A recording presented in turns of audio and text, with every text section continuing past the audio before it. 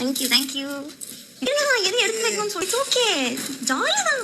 It's okay okay feel பண்ணாதீங்க. வெளியே வந்து மீட் பண்ணுவோம்.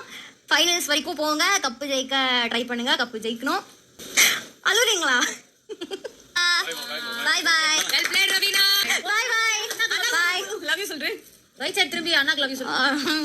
ஒரு வழியா ரவீனா எவிக்ட் ஆகுறாங்க. சொன்ன மாதிரியே மணியால் நம்பவே முடியல. எங்கே மிஸ் ஆச்சு, எப்படி மிஸ் ஆச்சுன்னு ரொம்ப கன்ஃபியூஷன். அவரால் இது வரைக்கும் நம்பவே முடியல. ரவீனா அவுட் ஆயிட்டாங்களா அப்படின்னு சொல்லிட்டு அவர் கண்ணெல்லாம் கலங்குது. இருந்தாலும் கண்ட்ரோல் பண்ணிக்கிட்டு இருக்காரு. ஆனால் ரவீனா முழுசாக ஃபுல்லாகவே சிரிச்சிட்டு தான் இருந்தாங்க. அது சும்மா நடிப்பு மாதிரி இல்லை, உண்மையாலுமே அவங்க சிரிச்சுக்கிட்டு தான் போனாங்க. அண்ட் மாயாலாம் அந்த அளவுக்கு பேசல, பூர்ணிமாலாம் அந்த அளவுக்கு பேசல. அர்ச்சனா கொஞ்சம் கண் கலங்கினாங்க. அண்ட் விஷ்ணு கண் கலங்கினாங்க. நிக்சன் கூட கொஞ்சம் ஓகேவாக இருந்தார். பட் மாயா பூர்ணிமாவெலாம் அவ்வளோவா ஹக் பண்ணவும் இல்லை, ரொம்பவும் பேசவும் இல்லை. அண்ட் ஒருத்தர் பற்றி பேசிவிட்டு அவங்க வந்து இந்த மியூச்சுவல் ஃபண்ட்ஸ்லாம் கொடுத்துட்டு அவங்க வெளியில் போகும்போது மணியால் தாங்கவே முடியல. மணி சார் நீங்கள் எப்படியாவது கப்பை வின் பண்ணணும் அப்படின்னு சொல்லி மணியை சொல்லும்போது கண்ணெல்லாம் கலங்குது. இருந்தாலும் எல்லாரும் ஏதாவது சொல்லுவாங்க அந்த ஒரு சென்சேஷனில் மணி கண்ட்ரோல் பண்ணிக்கிட்டே இருக்கார். பட் எவ்வளோ நேரம் கண்ட்ரோல் பண்ண முடியும்? அவர் வந்து அந்த வாஷ்ரூமில் கூப்பிட்டு போய் ரவீனாவை ஹக் பண்ணிகிட்டு இருந்தார். சரி ஒன்றும் பிரச்சனை இல்லை, விடுங்க, 2 வாரத்தில் மீதி நீங்களும் வந்துடுங்க, வெளியில் பார்த்துக்கலாம் அப்படின்ற மாதிரி சொல்லிட்டு இருக்காங்க ரவீனா.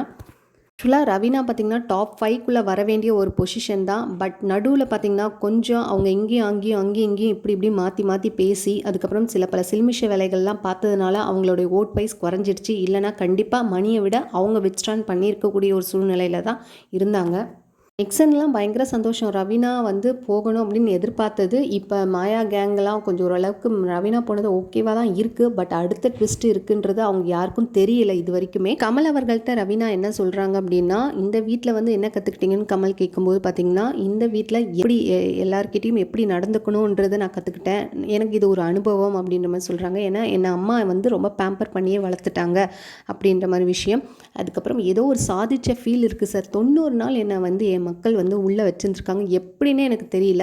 வார வாரம் இவங்கள்ட்ட நான் வந்து என் முகத்தை காட்டிட்டு போகிறேன், அதுவே ஒரு பெரிய விஷயம் அப்படின்ற மாதிரி சொல்லியிருந்தாங்க ரவீனா. அவங்க உண்மையாலுமே ரொம்ப ஃபீல் பண்ணிலாம் பேசல. கமல் அவர்களுமே சொன்னாங்க, சில பேர் உள்ளுக்குள்ளே அழுகையை வச்சுட்டு வெளியில் சிரித்த மாதிரி பேசுவாங்க, ஆனால் நீங்கள் உண்மையாலுமே அப்பையிலேருந்து சிரிச்சுக்கிட்டே பேசுகிறீங்க, என்னென்னைக்கும் இப்படியே இருக்கணும் அப்படின்ற மாதிரி சொல்கிறாங்க. அண்ட் நீங்கள் உண்மையாலுமே சாதிச்சிருக்கீங்க. 90 நாள்ன்றது சாதாரண விஷயம் கிடையாது. படம் நடித்தாதான் இந்த மாதிரி ஒரு பாப்புலாரிட்டி கிடைக்கும். அந்த மாதிரி ஒரு பாப்புலாரிட்டி இந்த ஷோ மூலிமா உங்களுக்கு கிடைச்சிச்சு அப்படின்ற மாதிரி சொல்லிட்டு இருக்காரு. அண்ட் ரவீனா வந்து எல்லார்கிட்டையும் மறுபடியும் அந்த ஸ்க்ரீன் வழியாக போய் எல்லாருக்கும் வந்து விஷ் பண்ணி டைட்டில் அடிக்கணும் அப்படின்னு சொல்லி தினேஷ்க்கு, மணிக்கு, விஷ்ணுக்கு இவங்களுக்குலாம் சொல்லிட்டு இருந்தாங்க.